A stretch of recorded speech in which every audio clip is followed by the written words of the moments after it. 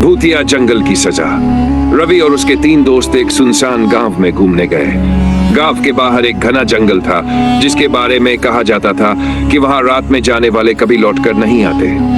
लोग बताते थे कि वहां एक बूढ़े साधु की आत्मा भटकती है जो गलत इंसानों को सजा देती है।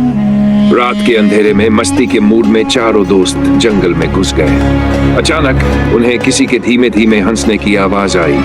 वे डर गए, लेकिन रवि ने हिम्मत दिखाई और आगे बढ़ा। तभी एक कटी फटी झुलसी हुई परछाई उनके सामने आई। उसकी लाल जलती आंखें और डरावनी मुस्कान देखकर सबके रोंगटे खड़े हो गए। तुमने इस जंगल की शांति भंग की है, भूतिया आवाज गूंजी। अचानक हवा तेज चलने लगी और उनके पैरों के नीचे जमीन कांपने लगी। डर के मारे 3 दोस्त भाग खड़े हुए, लेकिन रवि के पैर जमीन में धंसने लगे। उसने चीख कर मदद मांगी, लेकिन तब तक उसका शरीर आधा जमीन में समा चुका था। अगली सुबह गांव वालों को जंगल के किनारे रवि के कपड़े मिले, लेकिन उसका शरीर कभी नहीं मिला। तब से हर रात उस जंगल से किसी के चीखने की आवाजें आती हैं। रवि के गायब होने के बाद गांव में सन्नाटा छा गया। उसके दोस्त सदमे में थे, लेकिन किसी की हिम्मत नहीं हुई दोबारा जंगल जाने की। एक रात गांव के चौकीदार ने देखा कि जंगल के किनारे कोई परछाई खड़ी थी। जब उसने टॉर्च की रोशनी डाली तो वो परछाई बिल्कुल रवि जैसी दिख रही थी। फटे कपड़े, गंदा चेहरा और लाल जलती हुई आंखें। चौकीदार जैसे ही पास गया, रवि की परछाई बोल उठी, मैं लौट आया हूं, लेकिन अकेला नहीं। तभी अचानक पेड़ों के बीच कई परछाइयां दिखाई देने लगीं, जो धीरे धीरे गांव की ओर बढ़ने लगीं। तब से हर अमावस्या की रात गांव में कोई न कोई गायब हो जाता है और सुबह सिर्फ उसके कपड़े मिलते हैं। गांव वाले आज भी उस जंगल के पास जाने से डरते हैं, क्योंकि वो जानते हैं रवि अब कभी अकेला नहीं रहता।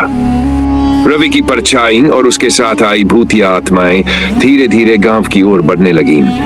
लोग अपने घरों में दुबक गए, दरवाजे खिड़कियां बंद कर ली, लेकिन भूतों की परछाइयां दीवारों से अंदर आने लगीं। जो भी उनकी आंखों में देखता पत्थर का हो जाता।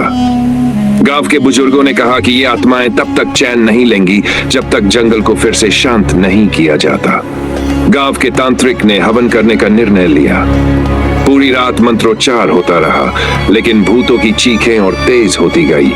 अचानक एक जोरदार चीख के साथ रवि की आत्मा हवा में घुलने लगी। भूत तरपते हुए गायब होने लगे। अगली सुबह गांव शांत था, लेकिन जंगल से अब भी एक हल्की फुसफुसाहट आती है। तुमने हमारी नींद तोड़ी थी, अब हम कभी चैन से नहीं सोएंगे। अब वालों को लगा कि तांत्रिक के हवन से सब कुछ ठीक हो गया, लेकिन ये उनकी सबसे बड़ी भूल थी। अगली अमावस्या की रात जंगल से काली आंधी उठी और पूरा गांव भयानक चीखों से गूंज उठा। इस बार सिर्फ आत्माएं नहीं आई, बल्कि भूतिया राक्षस भी उभर आए। लंबे नुकीले पंजे, जलती लाल आंखें और राक्षसी अट्टहास।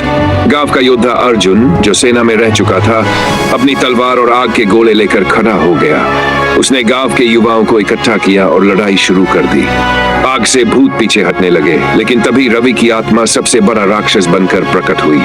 अर्जुन ने हनुमान चालीसा का जाप किया और जलते भाले से रवि की छाती में वार किया। एक भयानक चीख के साथ पूरा जंगल जल उठा। आत्माएं राख में बदल गई।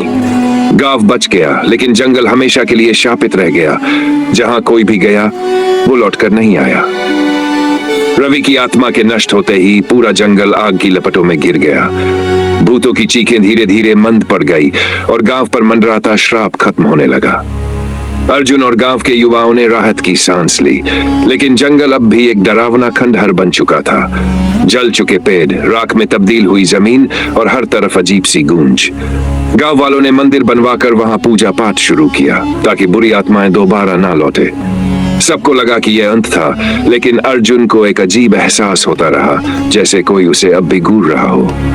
कुछ महीनों बाद एक बच्चा जंगल के किनारे खेल रहा था। तभी उसने राख में पड़ी एक जली हुई परछाई देखी। अचानक हवा में एक जानी पहचानी फुसफुसाहट गूंजी, मैं लौटूंगा, और इस बार अकेला नहीं। क्या यह सच में अंत था, या यह एक नई शुरुआत की दस्तक थी? Subscribe to my channel and stay updated with all the latest content.